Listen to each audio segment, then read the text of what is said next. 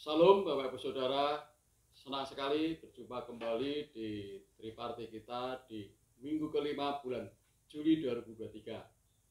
Walaupun kita laksanakan di awal Agustus, tapi ini masih di minggu kelima Triparti bulan Juli 2023. Baik, untuk judul khotbah, melakukan amanat agung dengan penyertaan Roh Kudus. Untuk ayat pokok yaitu di dalam Kisah Para Rasul 1 ayat 8. Demikian bunyi firman Tuhan, tetapi kamu akan menerima kuasa kalau Roh Kudus turun ke atas kamu, dan kamu akan menjadi saksiku di Yerusalem dan di seluruh Yudea dan Samaria dan sampai ke ujung bumi. Ayat rujukan yaitu di dalam Matius pasal 28 ayat 18 sampai 20. Bapak Ibu Saudara yang saya kasih di dalam Tuhan, tujuan dari amanat agung adalah menjadikan murid yang diselamatkan. Diselamatkan artinya setelah kita meninggalkan dunia ini atau kita dipanggil Tuhan, kita akan dibawa ke surga.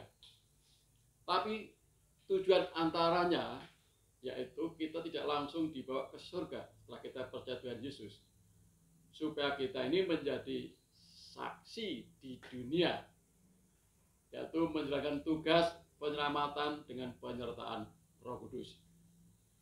Sebagaimana Tuhan Yesus berdoa kepada Bapa yang tertulis di dalam Yohanes pasal 17, Tuhan Yesus berdoa supaya murid-murid yang telah mengenal Bapa di dalam Tuhan Yesus Kristus itu jangan diambil dari dunia, karena mereka memang sudah tidak berasal dari dunia seperti Tuhan Yesus tidak berasal dari dunia. Tetapi doa Tuhan Yesus memohon supaya mereka tidak diambil dari dunia, tetapi lindungi saja murid Tuhan Yesus itu, dengan maksud yaitu tadi untuk melaksanakan tugas penyelamatan dengan penyertaan Roh Kudus selama di dunia ini. Baik Bapak Ibu Saudara, ringkasan dari materi Triparti kita adalah bagaimana melakukan amanat agung dengan penyertaan Roh Kudus. Ya. Yang pertama, Tuhan Yesus menyertai kita bersaksi, yaitu janjinya menyertai sampai akhir zaman, yaitu tertulis di dalam Matius pasal 20 ayat 20b. Dan ketahuilah, aku menyertai kamu sampai akhir zaman. Mari kita pegang teguh janji Tuhan ini. Tuhan Yesus tahu untuk kita bersaksi perlu penyertaannya. Tuhan Yesus berkata, di luar aku, kamu tidak dapat berbuat apa-apa. Ya, itu Bapak Ibu bisa baca di Yohanes pasal 15 ayat yang kelima. Yesus adalah pokok anggur, kita ini adalah rantingnya. Kita harus nempel supaya kita ini berbuah. Berbuah salah satunya adalah menghasilkan jiwa-jiwa. Selanjutnya, Roh Kudus yang menyertai kita, Bapak Ibu Saudara. Sebab Tuhan Yesus telah naik ke surga.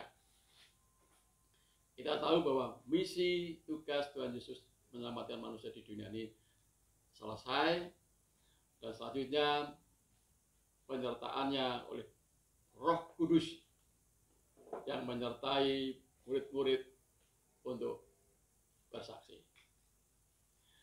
Tuhan Yesus memberikan pernyataan kepada murid-murid saat itu, aku akan minta kepada Bapa penolong yang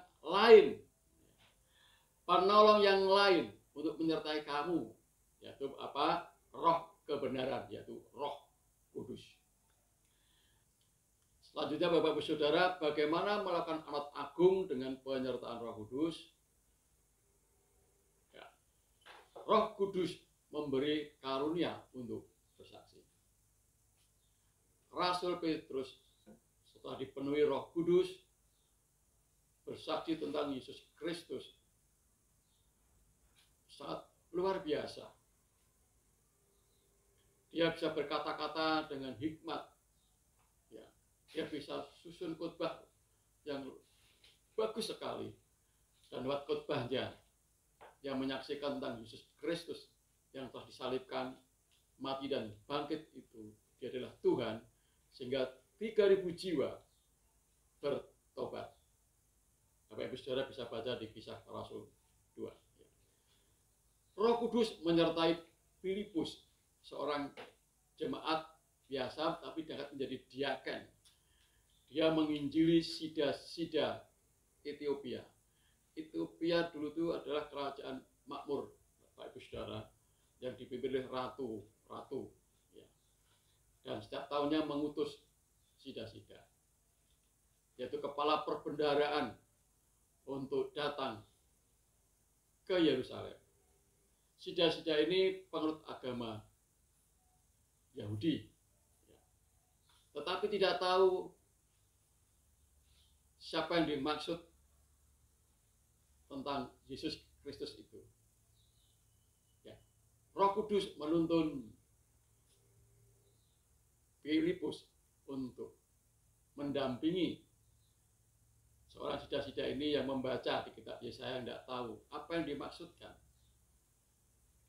Jadi dikatakan di Yesaya itu bahwa ada seperti domba yang dibawa di pembantaian, yang harus dianiaya tetapi tidak memberontak. Dia bertanya-tanya, ini maksud penulis ini apakah yang dimaksud Nabi yang menulis atau yang lain? Lalu oleh pimpinan Roh Kudus, Filipus diutus untuk bisa menjelaskan. Akhirnya sida-sida ini percaya bahwa Yesus adalah anak Allah dan dibaptis. Yang luar biasa, tatkala keluar dari air tempat pembaptisan itu, yang tadinya datang 2 orang, keluar cuma 1 orang karena Filipus dilarikan oleh Roh Kudus ke kota Asdod. Itu cara Tuhan menyertai umat-umatnya, murid-muridnya yang mau bersaksi. Sudah bisa baca di Kisah Para Rasul 8, pasal 8. Kita akan diberi karunia manifestasi Roh Kudus bila ada beban untuk kita bersaksi, Bapak Saudara. Ya, di dalam 1 Korintus 12 ayat 8 sampai 10, di sana dipaparkan karunia-karunia manifestasi Roh Kudus.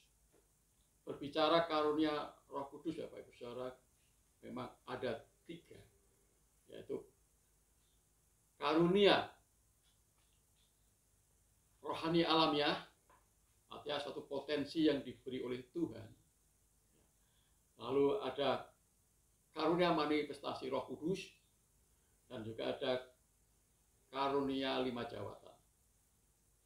Tapi kita percaya bahwa kalau kita mau bersaksi, karunia manifestasi Roh Kudus itu akan jadi bagian kita. Pesan yang harus disampaikan, Bapak Saudara, bersaksi bukan dengan kekuatan sendiri, tetapi oleh penyertaan Roh Kudus. Berkat jika melakukan akan menikmati tuntunan Roh Kudus. Akibat jika tidak melakukan, tidak menikmati tuntunan Roh Kudus. Selanjutnya kita akan masuk ke sharing. Saya akan baca ulang di ayat pokok Kisah Para Rasul 1 ayat 8. Tetapi kamu akan menerima kuasa kalau Roh Kudus turun ke atas kamu, dan kamu akan menjadi saksiku di Yerusalem dan di seluruh Yudea dan Samaria dan sampai ke ujung bumi. Pertanyaan yang pertama, sharingkan bagaimana menurut saudara untuk mempunyai kerinduan bersaksi. Yang kedua, sharingkan mengapa saudara perlu karunia manifestasi Roh Kudus dalam bersaksi. Ketaatan, milikilah hati yang terbeban bagi jiwa-jiwa yang belum diselamatkan dengan mendoakannya. Ya Bapak Saudara, setelah kita sharing, kita akan masuk pada pokok-pokok doa. Bisa digilir dengan anggotanya. Yang pertama, kita berdoa untuk gereja Tuhan dan seluruh pemimpin serta jemaat Ebenezer Community Church dan Sion Community Church. Yang kedua, berdoa untuk gembala jemaat Bapak dan Ibu Pendeta Paulus Kunto Baskoro dan staf hamba Tuhan beserta keluarganya. Yang ketiga, kita berdoa untuk pemerintahan bangsa Indonesia dan Kota Semarang. Yang keempat, kita berdoa untuk kegerakan triparti di Ebenezer Community Church dan Sion Community Church. Dan yang akhir, doa berkat bagi keluarga yang ketempatan. Di bilangan pasal 6 ayat 24 sampai 26. Baik Bapak Saudara, semangat untuk bertriparti. Tuhan memberkati kita semua.